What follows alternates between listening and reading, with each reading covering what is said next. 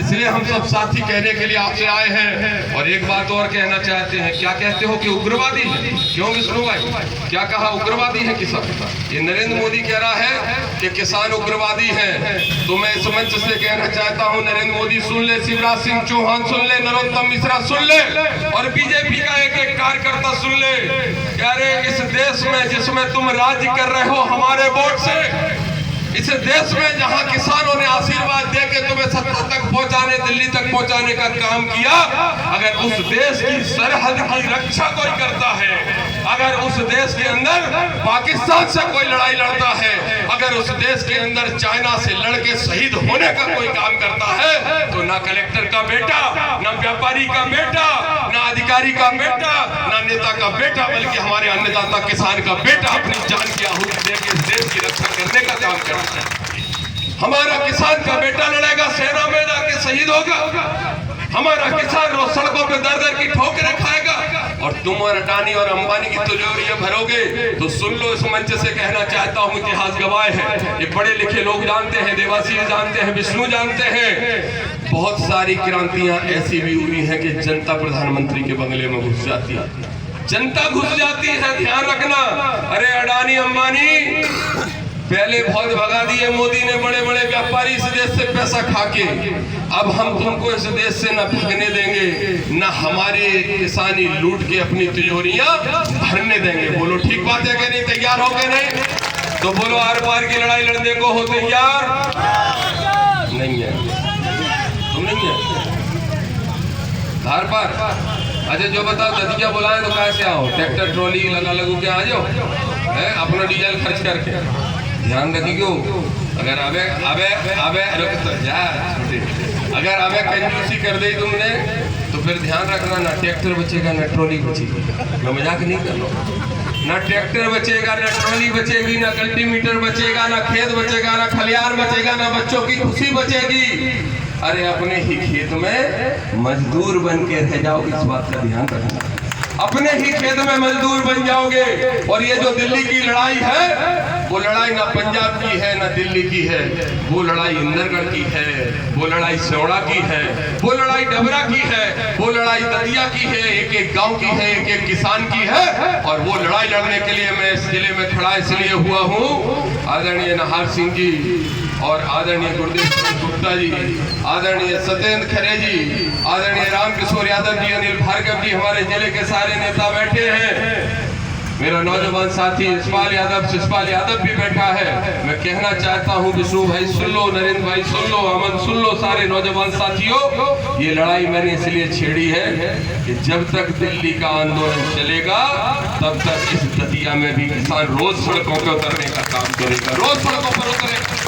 और ये एक बड़ा महाअभियान है। अरे भागवत में जाते हो, पैसा चढ़ाते हो, मंदिर बनवाते हो, मस्जिद बनवाते हो, ना मंदिर बनवा पाओगे ना मस्जिद, ना राम पेट भरेंगे ना कृष्ण। अगर ये मोदी लूट लेगा और इसके दोस्त लूट के ले जाएंगे, मैं तो कहता हूं, देखो शर्म आती है मुझे।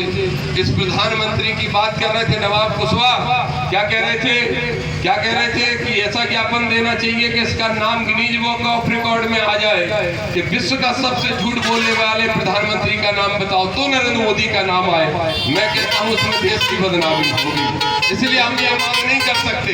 इसलिए हम तो ये मांग कर सकते हैं कि बल्कि ये इतिहास बने कि देश के सबसे बड़े झूठे प्रधानमंत्री को सबसे बुरी हार हरा के उसको मारने का राजनीति में काम किसानों ने किया है।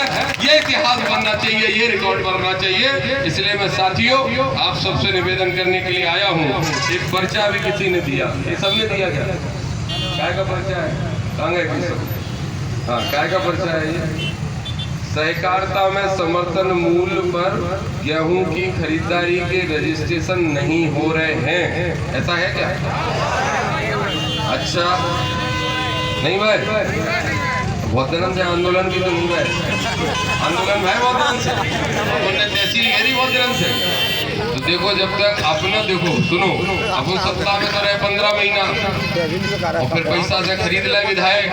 हमारे गद्दार नेता तो सिंधिया, हम सोच रहे थे सुधर का हो गया, कहा कि बाकी पप्पा ने तो करी थी रानी लक्ष्मीबाई से। हमने कहा जी सुधर गया होगा तो ठीक है, लेकिन वो भी सुधरा नहीं है, लेकिन उसको हम लोग तो नहीं सुधार पाए। अब बीजेपी वालों ने सुधार दिया। और मीडिया वाले सुन लो, खुलेआम ये बयान दे रहा हूँ, मैं धन्यवाद दे रहा हूँ इस कांग्रेस की मंच से प्रदेश अध्यक्ष बीजेपी के बीडी सरबा को, कि तुमने कम से कम सिंधिया को उसकी हैसियत दिखाने का काम किया है। अभी भारतीय जनता पार्टी की कार्यकारिणी घोषित हुई है और भारतीय जनता पार्टी की कार्यकारिणी में सिंधिया के साथी का एक का भी किसी को कोई पद नहीं दिया गया।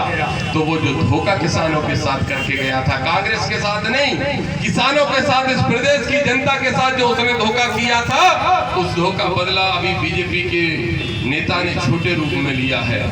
जब वो चुनाव मैदान में आएगा तो उसको पूरी तरह से हरा के बड़ा बदला हम लेने का काम करेंगे। लेकिन हम आप सब साथियों से कहते हैं कि आंदोलन क्यों बंद कर दिया? बोलो, जब तक अपन तहसील का घेराव करते हैं तो एसडीएम औकात में रहता है कि नहीं? रहता है कि नहीं? कलेक्टर औकात में रहता है कि नहीं? टीआई बराबर हाथ जोड़ के चक्कर काटता है कि नहीं? अभी भी खड़े हैं ये सब अधिकारी, कान खोल के सुन लो, आसपास सब सुन रहे होंगे। मैं चाहता हूं कि दरोगा जी तुम दरोगा ही रहो। अगर थाने में ज्यादा गड़बड़ी करोगे तो इन किसानों को इकट्ठा 500 को कर लूंगा, तो दरोगा तुम्हें दरोगी बनाने में मुझे 2 मिनट से ज्यादा नहीं लगेगा। और तहसीलदार भी सुन लो और एसडीएम भी सुन लो, ये शिकायतें जो आ रही हैं, मैं बात करूंगा अपने विधायक जी से, घनश्याम सिंह जी से, कि ये जो समस्या किसानों की है और हम विपक्ष में बैठे, सत्ता में नहीं, हमारा रोज लड़ना, हमें काम करना पड़ेगा, रोज उनके लिए संघर्ष करना पड़ेगा, जैसे हमारे सुरेश राजे और सब साथी विधायक कर रहे हैं, घनश्याम सिंह जी भी करते हैं, लेकिन हम दोनों मिलकर करेंगे। और इसलिए भी करेंगे क्योंकि अगर किसान का एक आंसू भी जमीन पे गिरा हम लोगों के रहते हुए तो हमारा रहना ही बेकार है। इसलिए हमारा तो प्रण है, हमारी तपस्या है, हमारी प्रतिज्ञा है और हमारे जीवन का मिशन है, लक्ष्य है कि बाबा साहब के जिस संविधान को हम आधार बनाकर यहाँ पर खड़े हैं, बाबा साहब के जिस संविधान को मान के हम राजनीतिक क्षेत्र में काम करने के लिए आए हैं, बाबा साहब का संविधान, वही संविधान हमें ये अधिकार देता है कि हमारे हक पे अगर कोई डाका डालने का काम करे तो उसका ताला लगाने का काम हम सब साथी मिलके कर सकते हैं। बोलो, कर सकते हैं कि नहीं? तो जब गुड़ के गिरेसर चल सकते हैं, जब सेवड़ा में खाद के गोदाम के ताले टूट सकते हैं, तो बोलो यहाँ की तहसील का ताला बंद हो सकता है कि नहीं? तो तहसीलदार सुन लो ये समस्या, अभी तो हम तुम्हें ज्ञापन देंगे तो हिंदी में समझाई देंगे, अभी उर्दू फारसी जिसमें समझना है तो समझ लो। ये जो समस्या है इसका तत्काल समाधान करो, नहीं तो 15 दिन बाद में आ जाऊंगा तो तुम्हारे ऑफिस का ताला लगाऊंगा। और एक बात और होता है विधायक जी, एक अधिकारी थे सेवड़ा में, तो उनका बीपी इतना बढ़ गया, जैसे ही हम